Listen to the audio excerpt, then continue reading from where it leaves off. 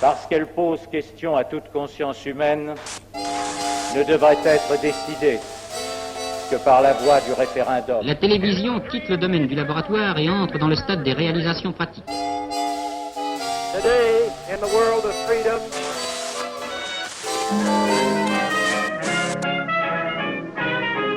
Au studio des PTT, les nouveaux appareils de transmission sont braqués sur les interprètes de cette séance de gala diffusée par la Tour Eiffel. Bonjour, avant je n'ai pas la politique, nous sommes au Café Français et nous accueillons Georges-Paul Angevin. Merci d'avoir accepté notre invitation. Bonjour. Vous êtes dans quel état d'esprit après la victoire d'Emmanuel Macron? Oui. Je suis très soulagée, puisque vous savez que lutter contre le fascisme, le racisme, c'est vraiment l'engagement de ma vie. Et d'abord, évidemment, j'ai été désolée de voir que ce type d'idéologie pouvait prospérer à ce point-là dans notre pays, y compris chez des potentielles victimes de l'idéologie raciste. C'est pourquoi, entre les deux Vous tours... faites référence à des gens qui ne voulaient pas choisir et Absolument. qui sont d'origine Ah oui, moi j'ai été vraiment atterrée de voir d'une part qu'une partie de gens qui font la gauche classique ne se levaient pas comme se lèvent contre l'arrivée possible du fascisme. Et là je suis très déçue de ce qui a été mis comme discours à la gauche de la gauche. Et par ailleurs, justement, quand on voit des personnes issues de l'immigration ou des personnes bronzées et métissées qui vous disent finalement entre fachos et Ils sont peut-être et un très banquier, déçus de la politique menée. Et, alors, oui, mais on peut être déçu, Oui. mais il faut avoir quelques fondamentaux. Et justement, la lutte contre le fascisme, ça faisait partie des fondamentaux On va de ma vie, comprendre, mais parce que aussi de la gauche à mon avis. Là, vous êtes député de la 15e circonscription de Paris, donc vous êtes en campagne pour être réélu. Vous avez été ministre, notamment de la réussite scolaire et puis des Outre-mer. Donc vous êtes soulagé et vous avez aussi de l'espoir pour le nouvel gouvernement qui se profile, ou c'est uniquement un soulagement de s'être débarrassé de l'extrême droite? Je pense que nous avons déjà paré au plus grave. Maintenant, j'espère que le nouveau gouvernement ne tournera pas le dos à des choses qui me semblent importantes et que notamment tout ce que nous avons fait dans ce quinquennat, où, me semble-t-il, on a été peut-être mal perçu, mal compris. Je pense, j'espère... Une chose dont vous êtes fier, par exemple? Alors, dans ce que j'ai fait personnellement, je crois qu'au ministère des Outre-mer, nous avons contribué à apaiser la situation en Nouvelle-Calédonie pour préparer la sortie des accords de Nouméa dans des conditions qui soient des conditions équitables et apaisées. Je pense aussi que sur Mayotte, on est parvenu à faire en sorte d'arriver à endiguer à la fois ce flot incessant de personnes qui viennent chercher l'espoir à Mayotte, avec le risque qu'à chaque fois qu'on améliore la situation à Mayotte, vous donnez plus envie aux voisins de venir eux aussi avoir une vie meilleure. Donc c'est une situation qui est difficile, mais je pense que nous avons progressé sur ce point. On voit une photo de vous, vous avez 11 ans, vous êtes avec vos deux sœurs. À cet âge-là, est-ce que vous pensez déjà, si ce n'est à la politique, du moins à vous engager? Alors ça, c'était effectivement quand mes parents étaient fonctionnaires, donc ils étaient... Là, vous êtes en Guadeloupe, vous êtes né à Pointe-à-Pitre. Je Donc suis là, née à vous étiez Pointe-à-Pitre, déjà... Mais là, c'était une année, vous métropole. savez, les fonctionnaires avaient le droit à un congé administratif. Donc nous avions passé une année à Saint-Cloud. Et je dois dire que j'avais été à la fois très dépaysée, comme une petite Antillaise qui arrive en métropole, mais j'avais été accueillie très gentiment. D'ailleurs, il m'avait donné le prix de camaraderie. Ah oui. Donc ça s'était plutôt bien passé. Et ensuite, j'étais repartie donc, aux Antilles. Et dans ma famille, il n'y avait pas d'engagement politique particulier. Mes parents étaient surtout des militants de l'école laïque. Et ce qu'ils ont fait pour nous de très important, c'est qu'ils nous ont convaincus de ce que quand on n'a pas de fortune personnelle, la seule solution, c'est de réussir à l'école. Et je souhaiterais que cette foi du charbonnier dans l'importance de l'école, toutes les personnes qui arrivent aujourd'hui en France et qui n'ont pas de fortune personnelle, qui n'ont pas d'usine et qui ont une situation modeste, eh bien, ils inculquent à leurs enfants. Aujourd'hui encore, il faut dire qu'on peut arriver à progresser dans notre pays si on travaille bien à l'école. Or, trop souvent, dans nos classes populaires, on a perdu On parle de vous aussi quand même.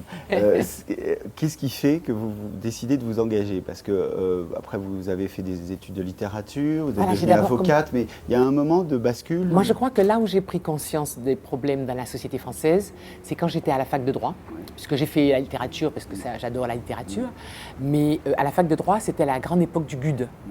Et donc, on voyait parader ces messieurs en hypermastic et en bottes. C'est déjà le combat contre l'extrême droite. Voilà. Et là, ça m'a réveillée, quoi. Et je me suis dit, c'est pas possible. Et la rencontre aussi peut-être de l'histoire afro-américaine. Tout à fait. On sait que vous avez cet engagement-là. Là, on est quelle date? C'est pareil, c'est à peu près à cette époque où vous avez, quand j'ai commencé à militer au MRAP, où j'ai commencé à militer au MRAP parce que c'était la grande époque où Angela Davis était traquée par la police américaine. Et donc, je suis rentrée de plein pied dans toute l'histoire des Noirs américains. Ça m'a beaucoup émue, bien sûr, comme tout le monde, mais surtout, ça m'a appris que pour en sortir, les Noirs américains n'étaient pas sortis de leur pays comme on nous le proposait aux Antilles. Les Noirs américains s'étaient battus à l'intérieur de leur pays pour leurs droits civiques. Et je me suis dit, c'est ça qu'il faut faire. Parce qu'à l'époque, les Antillais ou autres se disaient, on va demander l'indépendance, on va se séparer. Alors que les Noirs américains, eux, ils sont restés et ils ont progressé en se battant à l'intérieur de leur pays. Et je suis aujourd'hui encore assez désolée de voir qu'il y a trop de personnes dites de la diversité qui tournent le dos finalement à ce combat pour les droits civiques, alors que dans notre pays, si tout le monde le menait, eh bien, on n'aurait pas un Front National au niveau où il est. Alors, vous avez ensuite été présidente du MRAP pendant plusieurs années. Qu'est-ce qui a fait votre bascule de l'engagement antiraciste à l'engagement d'élu? Je pense que c'est un trajet qui est assez habituel, puisque très souvent on commence par un engagement associatif. Et moi, durant 15 ans, j'ai été extrêmement active à l'intérieur du MRAP. Et sur la loi contre le racisme, on a fait condamner Fourisson, on fait tous ces gens qui sont les amis, voilà, les négationnistes. Et ensuite, je me suis rendu compte que finalement, on allait toujours voir les élus. Et pour leur dire, voilà, il faut voter ceci ou pas voter cela, prendre telle ou telle mesure. Vous vous êtes dit, autant être du côté élu, comme ça, au moins je prends mes propres décisions. Autant avancer. Et puis quand on était au MRAP, on disait toujours le droit de vote des étrangers, l'éligibilité des étrangers. Le droit de vote des étrangers, c'est toujours pas fait. Hein. Toujours pas fait, oui, effectivement. Donc, et pourtant, c'était un engagement de François Hollande. Oui, mais je pense que nous sommes dans un pays où, malheureusement, il y a quelques combats comme ça sur lesquels tout le monde est arc-bouté. Oui, mais il n'y avait pas moyen de faire mieux quand même, déjà en le faisant dès le début. Non, mais c'est-à-dire que après, on rappelle un peu la chose, il n'y avait pas forcément une majorité, voilà, notamment au Sénat. On a voté. Le Sénat était à gauche quand on a voté à l'Assemblée, on a voté le texte sur le droit de vote des étrangers. On a voté au Sénat le texte donnant le droit de vote aux étrangers. Le problème, c'est qu'on n'a jamais eu la majorité des 3/5 du Parlement, donc ça ne serait jamais passé au Congrès. Et je le déplore, mais de la même manière que d'autres réformes. Mais il n'est pas allé jusqu'au bout du vote. Non, on n'a pas présenté au Congrès, parce qu'on n'a jamais eu les 3/5. Est-ce que ça n'aurait pas été plus simple moi, mon avis était de dire, on va au moins de cette logique, on va au Congrès et on est battu. Ouais, la droite a bloqué, mais au moins ça a été fait. Pour d'autres réformes, ça a été pareil. Pour la réforme, par exemple, du Conseil supérieur de la magistrature, ce qui quand même n'est pas quelque chose qui divise l'opinion. Bon, la droite était pour, la gauche était pour. Il n'a jamais... Et Jean-Jacques Urvoas a pensé qu'il allait parvenir à faire voter ça au Congrès parce que tout le monde était pour. Sauf que la droite ayant décidé de bloquer le président Hollande, même ça, elle n'aurait pas voté. Donc, je regrette effectivement que nous n'ayons pas fait voter ce droit de vote des étrangers.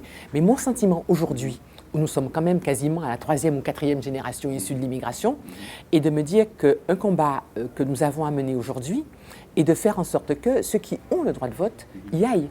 Parce que autant en 82, mais ça, c'est pas incompatible, que ceux qui ont le droit de vote y aillent. Mais je veux dire, c'était très important le droit de vote des étrangers parce qu'à l'époque, c'était la première génération vraiment de Français issus de l'immigration qui pouvaient voter. Donc, ce que votaient leurs parents comptait. Aujourd'hui, c'est leurs grands-parents ou leurs arrière-grands-parents. Donc, aujourd'hui, moi, je souhaiterais que ceux qui ont des origines étrangères se disent qu'ils sont concernés et que leur voix compte. Et malheureusement, trop souvent, ils ne se déplacent pas. On termine par trois questions, alors un peu comme ça, du tac au tac. Votre personnage le plus important de l'histoire de France? Le personnage le plus important de l'histoire de France pour moi, eh bien moi je dirais, un peu bêtement, mais enfin je dirais quand même Schellcher ou Lamartine. Parce que ce sont des gens qui se sont engagés pour les droits de la personne et notamment qui se sont battus pour l'abolition de l'esclavage. Je pensais que vous alliez dire Chevalier de Saint-Georges, parce que vous avez participé, il y avait une rue qui s'appelait Richepense Général, qui a participé, lui, au rétablissement de l'esclavage dans le 1er arrondissement, débaptisé cette rue pour l'appeler Chevalier de Saint-Georges, qui est le compositeur guadeloupéen qu'on connaît. Voilà, c'était déjà l'exemple des talents de la diversité. Et l'événement de l'histoire de France le plus... Eh bien, moi, je crois, un événement que j'aime beaucoup et qui me frappe beaucoup, c'est 1848 et ensuite 1870. C'est-à-dire, 1848, c'est le peuple de Paris qui se révolte contre l'oppression et la misère, et en conséquence indirecte, abolition de l'esclavage. Et 1870, c'est à nouveau le peuple de Paris dans la rue pour lutter contre son exploitation, et cette rencontre qui ne se fait pas d'ailleurs entre les révoltés parisiens et les Kanaks. Votre roman préféré? Alors, sans le commenter, juste le titre et l'auteur. Alors, mon roman préféré, récemment, j'ai beaucoup aimé Une chanson douce de Laura Slimani. Votre mot préféré? Ah, mon mot préféré, peut-être lutte contre la discrimination. J'ai été sûr que ça n'allait pas être un mot, mais au moins 3. Alors, on termine par une petite question d'une étudiante, comme toujours dans cette émission.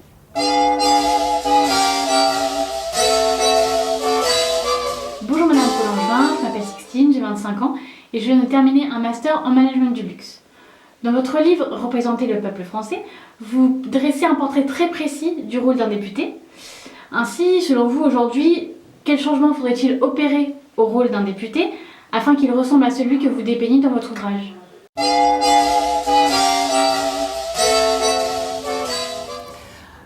Moi, je considère que les députés, je connais beaucoup de députés qui font un travail extrêmement utile et décrié. Je suis toujours surprise du décalage entre les relations qu'on a réellement avec les gens et l'image catastrophique des députés qui est véhiculée notamment dans les médias, les gens qui se gobergent, qui ne font rien. Dans la réalité, moi je constate et je pratique encore que le député est souvent effectivement le dernier recours de gens qui n'ont pas de carnet d'adresse, qui ne savent pas à qui s'adresser. Et je continue à faire ça, je pense que c'est utile. Par ailleurs, là, nous allons innover puisque le député va se trouver face à une situation inédite. Avant, on avait une discipline de groupe, on avait la droite, la gauche qui étaient de grandes forces organisées. Là, c'est un peu le saut dans l'inconnu. Donc peut-être que le rôle du député au Parlement sera plus libre, mais sera aussi plus important, car nous avons à défendre un certain nombre de valeurs. Et je pense que des députés structurés qui sont attachés à des fondamentaux de notre pays ont leur place dans ce nouveau combat. Donc peut-être une opportunité? Oui, tout à fait, je pense. Merci Georges Paul-Langevin d'avoir inauguré cette nouvelle série d'émissions juste avant les législatives. On rappelle qu'il y a un vote important le 11 juin prochain.